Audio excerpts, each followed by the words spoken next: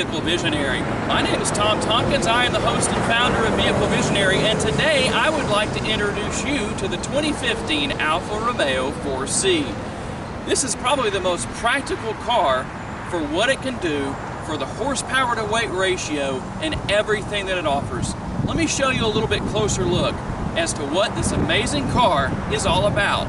And actually there is one thing in particular that makes this car more fun to drive than anything I have ever driven. It's not the horsepower, but I'll show you what it is when we go out on our drive in just a little while. Now let's begin with the front end of the 4C. The Alfa Romeo 4C is meant to be fun to drive. It is fast, but it also looks incredible. It looks really fast. The vents on the front end, the honeycomb grille, that makes it look really good. They're not too big, but they're not too small. They are proportioned perfectly. I like the Alfa Romeo logo right in the front, and the front headlights look absolutely spectacular. They mold themselves into the side of the car and the front of the car in such a way that it just fits the lines perfectly. Now, one thing I will say about the front end of the 4C, if you've never seen one of these before, this is a rear-engine car or mid-engine car, whichever you prefer to use. But believe it or not, there's not a front trunk or a trunk. This is actually molded into the body. It does not open, but I'm going to show you that there is some storage space in this car.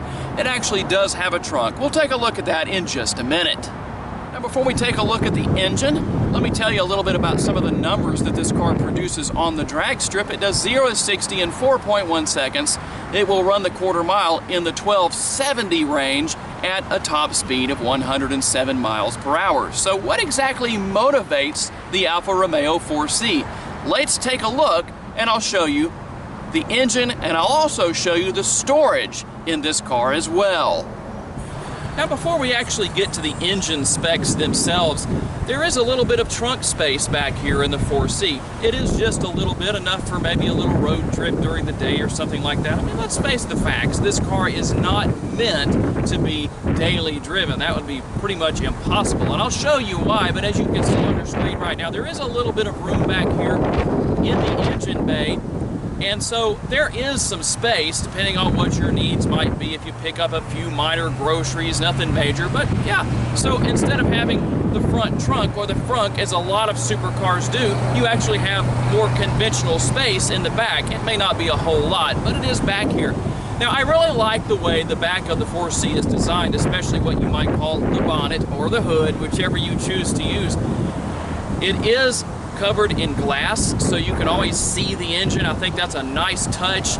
The engine is always exposed through the glass. Looks very cool back there, so people can kind of look in and see what's going on with the turbocharged 1.7 liter 16 valve 4-cylinder. Again, 237 horsepower and 258 foot-pounds of torque.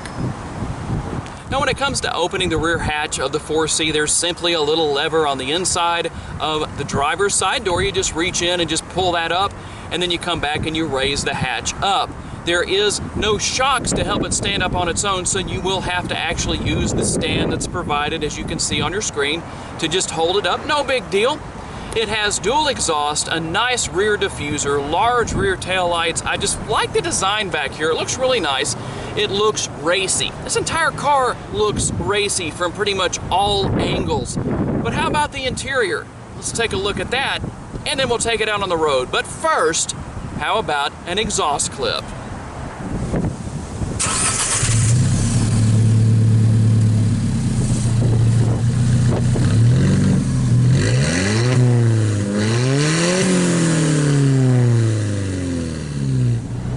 Okay, so here we are in the interior of the Alfa Romeo 4C. It has a 237-pound monocoque. And then the rest of the frame is made of aluminum. It's very sturdy, but it's also very rigid. That's one thing about this car that makes it fun to drive, is that the suspension is pretty stiff. Not meant to be a daily driver, like I said earlier. Of course, you have a nice leather-wrapped steering wheel. It has the flat bottom, and of course the nice logo right here on the horn part of the steering wheel for Alfa Romeo. Everything pretty self-explanatory, of course. blinkers right there. Control your windshield wipers and all of those functions here on the right-hand side of the steering wheel. Very nice and modern looking instrument cluster right here. And in the center console, of course, you actually have a radio. If you wanted to, you can actually remove this part when you get out of your car for security purposes. You have AC, locks, and of course, all of your controls for your air conditioner. And down here this is basically the shifter on this car. You have, of course, that puts it in first gear. The A/M is either automatic or manual, so when you get in and you push that, it actually goes between the two modes, depending on what you might want to do. Of course, you have reverse. And this car doesn't actually officially have park, so you just pull the parking brake. Once you stop and you're ready to get out, you put it in neutral and you pull the parking brake. You can adjust your mirrors right here. You can let the windows down or raise them back up with these two buttons. Hazard lights right here, which I'll show you how the hazard lights look on this particular vehicle. There actually is a light on the side too. I like that touch. So if you use your hazard lights, that's on the driver's and passenger side on the side of the vehicle. And here is how you select all of your modes. And this is probably one of the most important parts of the car. It actually has several different driving modes. It's known as the DNA selector, and the modes go from natural, all-weather, and race mode. Allows you to use the paddle shifters, as does race mode, so if you wish to do that, you can. This car also has launch control on it. The owner of the car told me it's a little challenging to use, but basically all you do is you push the gas and the brake pedal down while you hold the left paddle shifter down, and then you let go of the brake and the paddle shifter and off you go. When you get ready to stop your Alfa Romeo 4C and park it, you just put it in neutral right there and then pull up the parking brake and you're ready to go.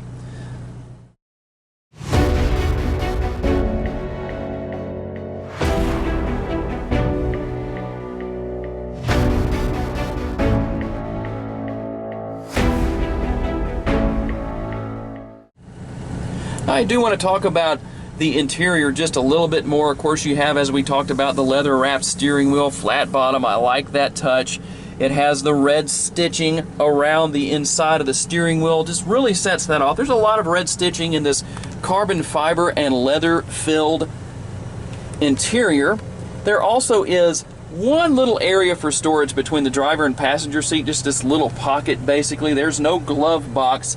But one thing that is very interesting about the 4C is that underneath the passenger, or above the passenger footwell, where the glove box would normally be, are where you would actually find cables, connections for multimedia, such as your cell phone, a tablet, maybe an iPod, something like that.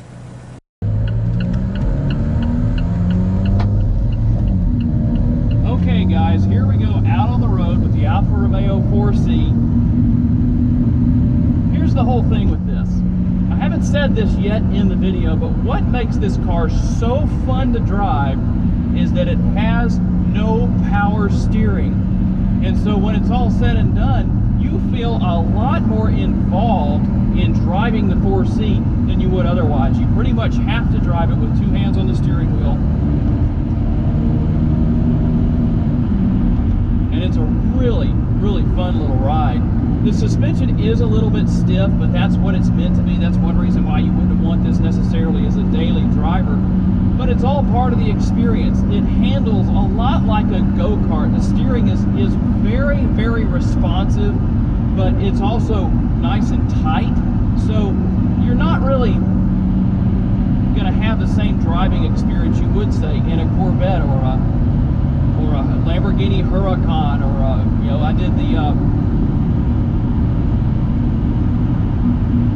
the McLaren 570S a while back, and it doesn't have the lack of power steering that this one does. And so driving this car is actually a lot of fun. And of course, you really can take advantage of even though it's only 237 horsepower, you really feel the power in the car and the lack of weight. In fact, I'll tell you this much, I can actually feel through the steering wheel when I'm driving this car. I can actually feel how light the car actually is. That's how involved I actually feel in driving the Alfa Romeo 4C.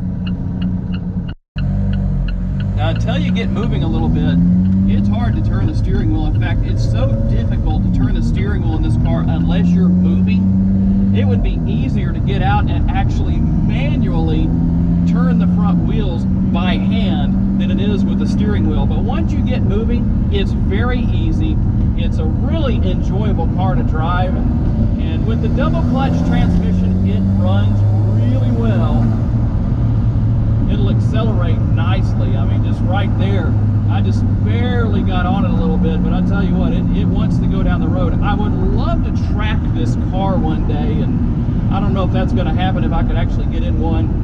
My friend who owns this car enjoys cars a lot like I do, and you'll probably see a few more of his vehicles in the future. Don't know if I could ever talk him into taking it on the racetrack or not. There is a track over in the Dallas area where you can actually do that for a full weekend over at the Motorsport Ranch, and a friend of mine goes over there. In fact, you saw his NASCAR, the Kevin Harvick car, a few videos ago. But who knows, if we could track this car, it would be so much fun. I mean, I loved driving the McLaren a few videos back, and I've driven a Porsche GT3 RS and a lot of different vehicles, Corvettes and different things over the years.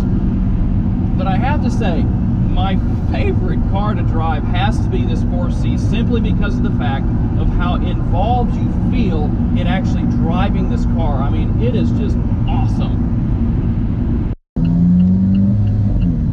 You can really, even when you're just driving normally, you're not really stepping on it, you can really hear the double clutch transmission shifting through the 6 gears. It is a 6-speed double clutch transmission.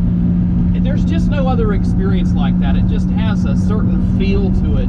And when you factor that into the fact that this car has no power steering, I mean, it is just a dream to drive this car.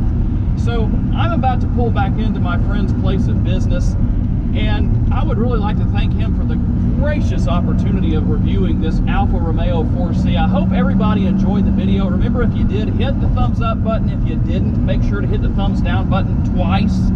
And leave me a comment. Let me know that you were here. And please subscribe if you haven't already. I will see you next time on Vehicle Visionary.